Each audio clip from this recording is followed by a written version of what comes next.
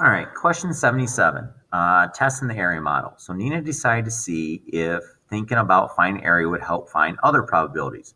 She put 3 cubes in a bag, 2 blue cubes and 1 yellow cube. She pulled out 1 cube.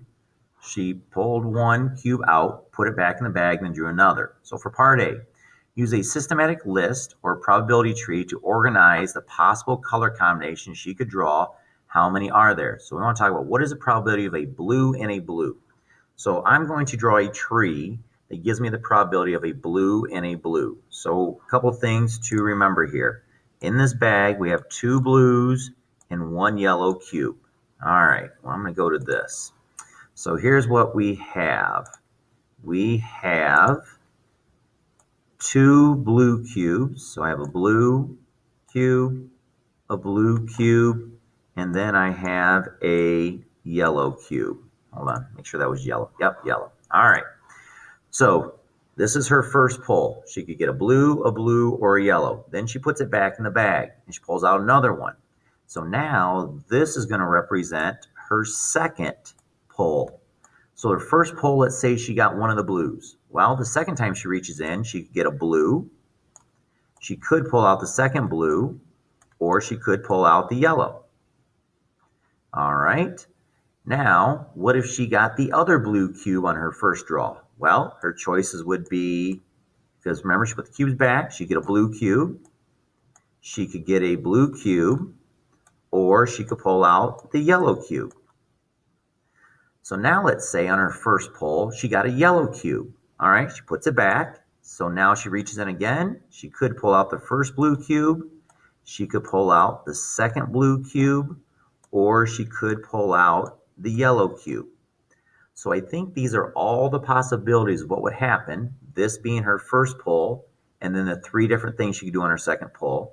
So altogether, she has 1, 2, 3, 4, 5, 6, 7, 8, 9 different combinations that could happen. The question wants to know the probability of getting a blue and a blue. So she pulls a blue and then a second blue.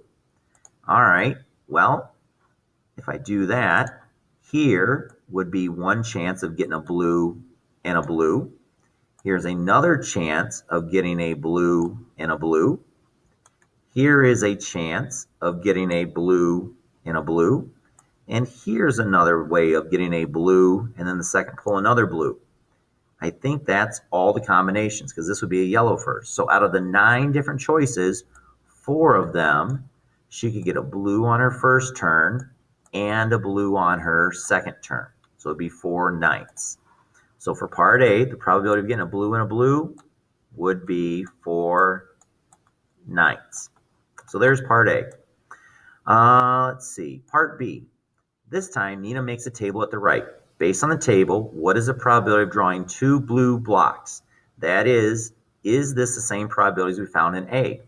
So here's what they did. Let's say that up here would be our first pull. So we could get a blue, or a blue. And here's our second pull.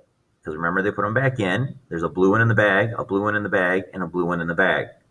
So they want to know the probability of pulling 2 blue blocks. Well, let's see.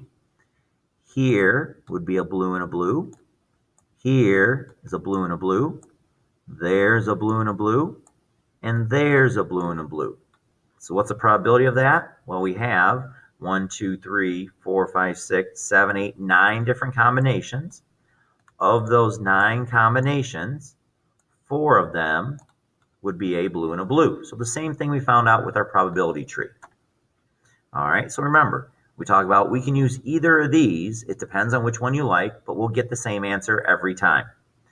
Part C now. Let's get me out of the way. Looking at her work, Edwin said, I think I can simplify this diagram. His rectangle is shown below. So here's his rectangle right here that he's talking about. What is the area of the section representing the blue and the blue? Does this match the probability that Nina found? Well, here's what they did. They said, so he took this and simplified it into this table. And he said, I have 3 different colors. 2 of the 3 are blue. So that's what this is. So here's the blue, and 2 of the 3 colors are blue. So that'd be these 2. Then he took the yellow and said, I have 3 colors. One of them is yellow. So my yellow is 1 out of 3. So we just kind of condensed this into this. Going up and down, same idea. We've got 3 different things that could happen. For blue, 2 of the 3. So this is 2 of the 3. And of the 3, 1 is yellow. So 1 out of 3. Now, just like our generic rectangle, here's what we want to find. On his first pull, he gets a blue, which would be this piece. His second pull, he gets a blue, which is this piece. So could we think about this as being our generic rectangle? So we want to find the area of this rectangle right here, of the blue and the blue. So I would take 2/3 times 2/3. So let's see, 2/3 times 2/3, that's a multiplication, not a decimal, would give us 4/9, which is the same thing that we got for our other combinations. So 3 different ways that we thought about this. This one here, I think maybe is a little bit harder to see, but hopefully comparing it to this table helps. This idea that 3 colors, 2 of them are blue, that's the 2/3. 3 different, this is my first pull. On my first pull, I could pull 3 different things. One of them is yellow. Here's my second pull. For my second pull, I have 3 different colors. That's why the bottom's a 3. 2 of them are blue, so it's 2 out of 3. On my second pull, I have 3 different things I could pull out. One of them is yellow. And then we're doing like our generic rectangle, find the area of this rectangle.